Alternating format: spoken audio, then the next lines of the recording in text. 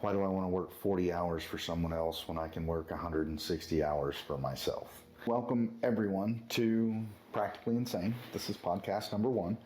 I'm going to go over a few things about what got me to where I am today and in our business. Practically Insane is going to be a podcast for entrepreneurs, business owners, people who think they want to be, and where you fit into that. This particular business, Practical Building Systems and Practical Metals, a division of, is the birth child of business partner and son convincing me to leave the corporate world and go do this on our own. There was a need in the market.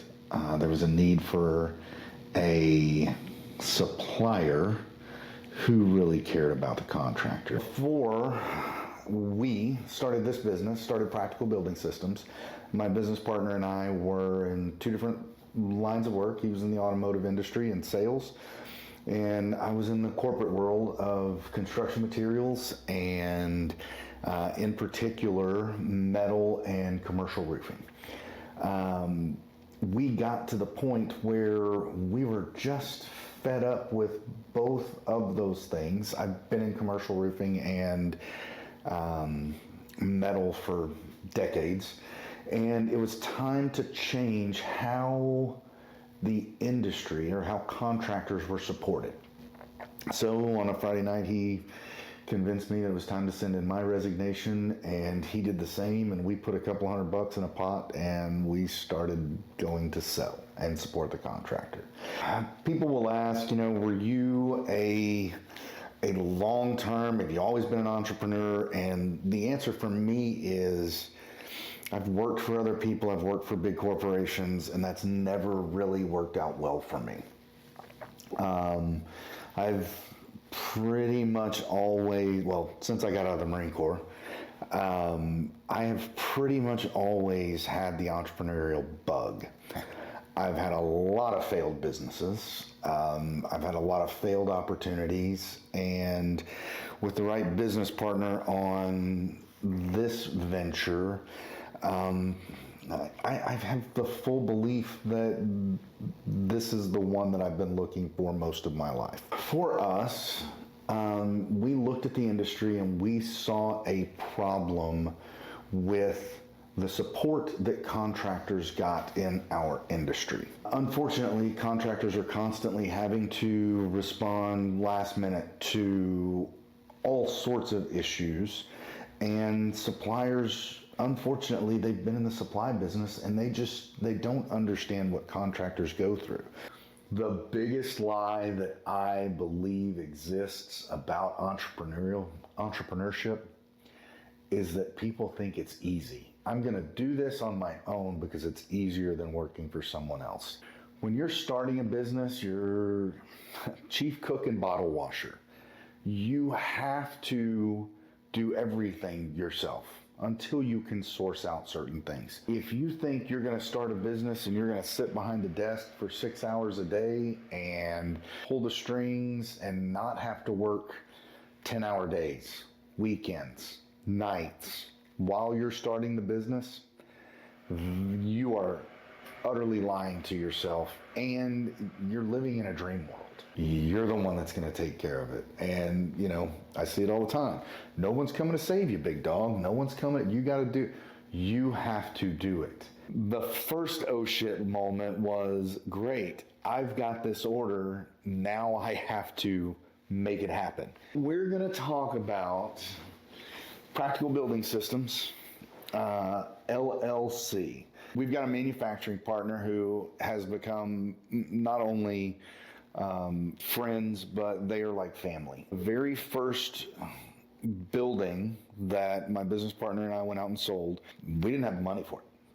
In this business, it's buy, resell at that point. I didn't have the money to pay for it. We were collecting a deposit, but it was nowhere near. What we had to do was literally go to them and say, okay, we're going to give you all of this money.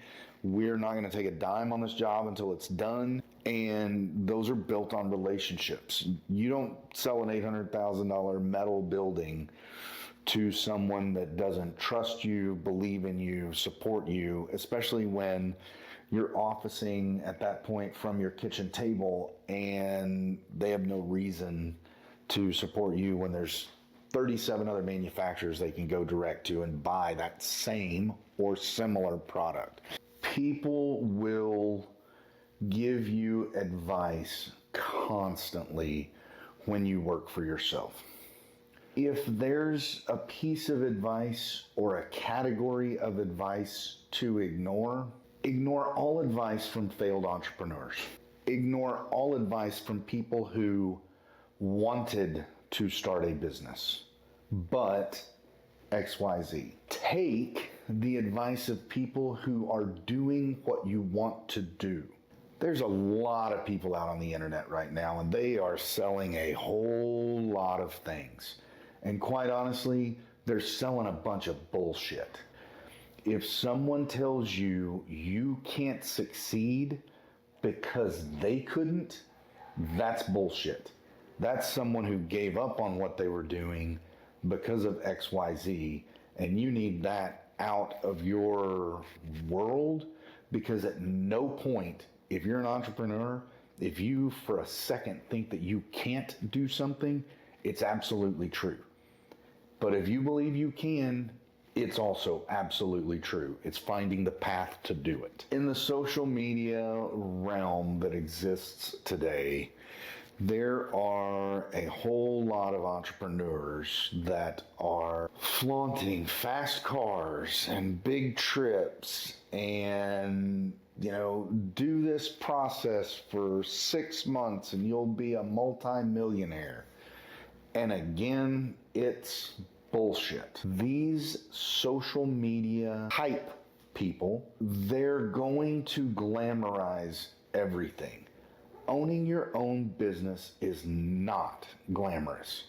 It is not for the faint of heart, and you better be a little bit of a psychopath if you want to succeed, because everybody's going to come at you. And let me tell you, your inner circle, whether it's one person or 5 people, it had better be strong. The name of this podcast is Practically Insane for a reason. To do what we do as entrepreneurs, not here in the business, but to do what we do as entrepreneurs, you have to be just a little bit off your rocker.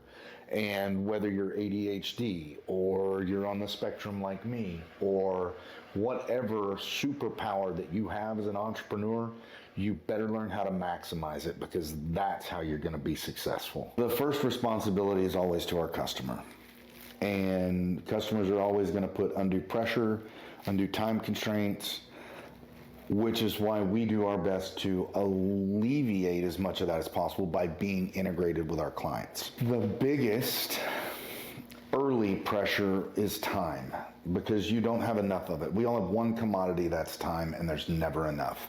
So it's managing the wallet and the watch and making sure that you're using your time in the best function possible.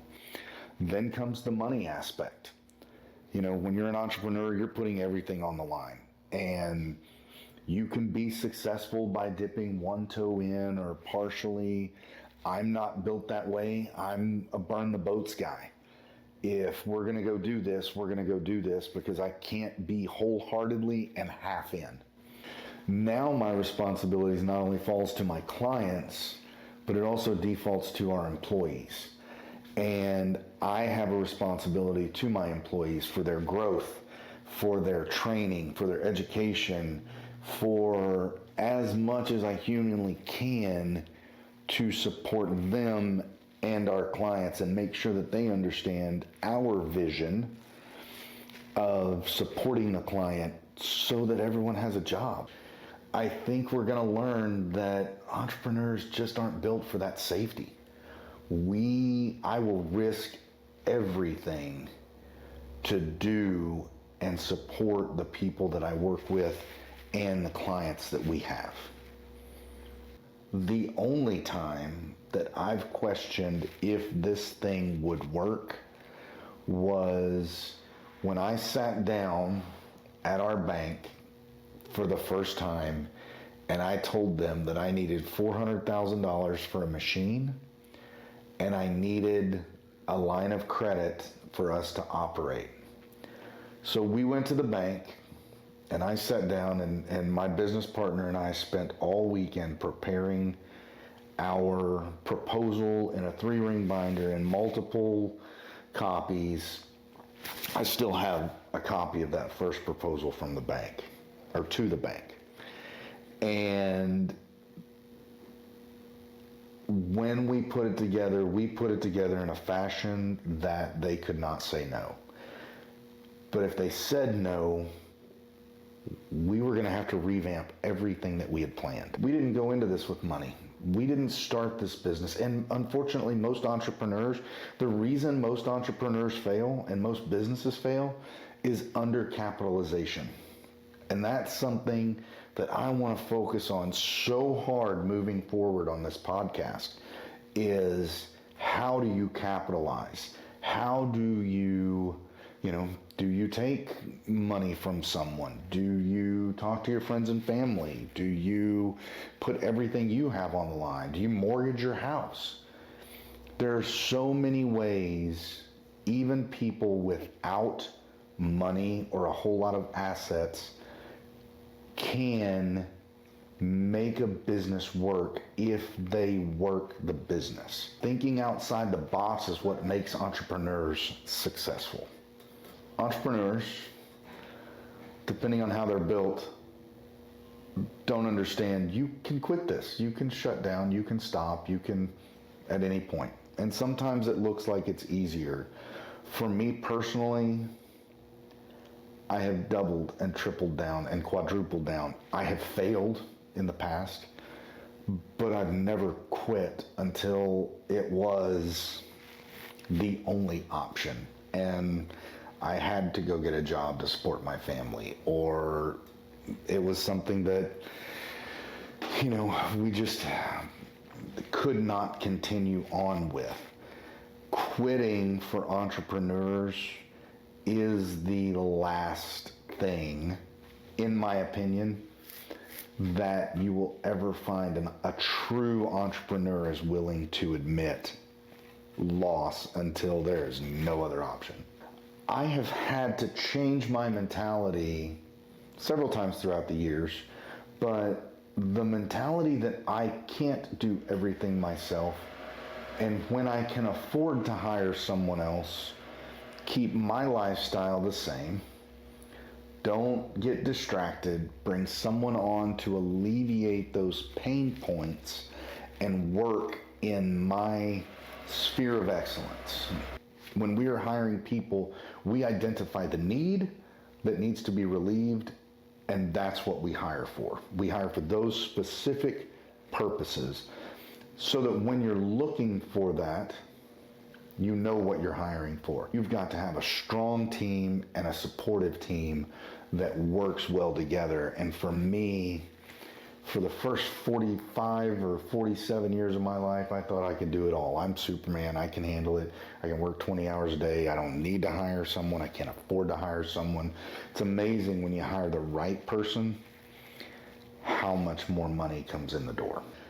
Personally, if you ever feel like you know everything, you've lost the game, because business, and this is an Alex Hormozy, I'll mess up the quote, but the thing to remember about business is there's no end game to it. The person who wins is the person who lasts the longest. And if you want a successful business, micromanaging is not how to do it. Give people their authority, let them run with it, let them do it. That's how you succeed in business. The hardest thing, or the thing that I've had to learn the hard way, is how to be a CEO and let everyone do their job. Truth be told, I don't know that I would have done anything differently in this business, because I have the same theory about life. If I did even the slightest thing differently, then the butterfly effect comes in, and I'm not where I'm at. Maybe I'm further, but maybe also I'm way further behind. So for me, having learned and done a lot of things the hard way, I still would not change how we've gotten here, what we've done, what I've done previous to this. I don't know that there's one thing to change because the butterfly effect terrifies me.